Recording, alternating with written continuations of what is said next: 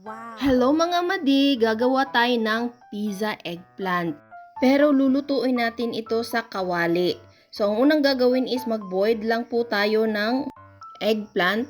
And then habang nag-aantay tayo, magisa lang tayo ng bawang at sibuyas, kamatis, at saka yung ground beef yung gamit ko dito.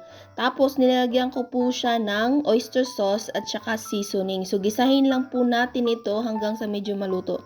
Tapos after natin maboil ito mga madi, hahanguin po natin yung ating eggplant. So gigilitan natin dito sa gitna kasi parang i-stuff natin dito sa or ipapalaman natin dito sa gitna ng ating eggplant.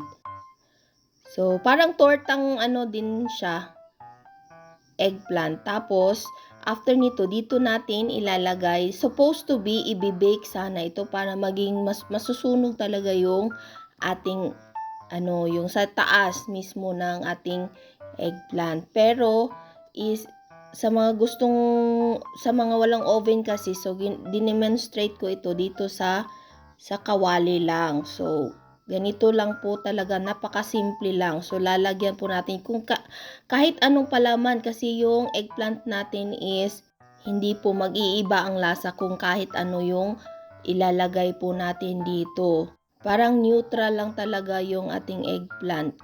Lalagyan ko sana ito ng bell pepper pero naubusan ako. Ito lang muna yung ilalagay ko. So, lalagyan po natin ito after malagay na natin yung ating mga laman, lalagyan po natin ito ng cheese. So, madaming cheese. Tapos, lalagyan ko din ito ng quick melt dito sa ating itaas para mas lalo po siyang sasarap. So, after nito is parang priprituhin po natin itong ating eggplant. So, nag-ano ako dito sa kawali, nilagyan ko ng konting oil, tapos ilalagay po natin at saka tatakpan. Mas masarap po kasi ito pag binake talaga sa oven, kaya lang, demonstrate ko para makita ninyo. Pero mas masarap talaga. Ayan, tapos na mga madi. I-try nyo po ito, napakasarap. Ayan, thank you for watching mga madi. Kain tayo.